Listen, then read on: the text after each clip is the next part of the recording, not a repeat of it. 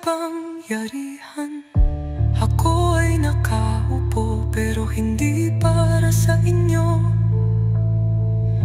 Bangkito man ituring pero mas mabuti na ito.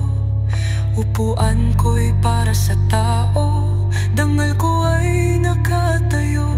Sila ang taong bayan, dumadaloy sa'kin at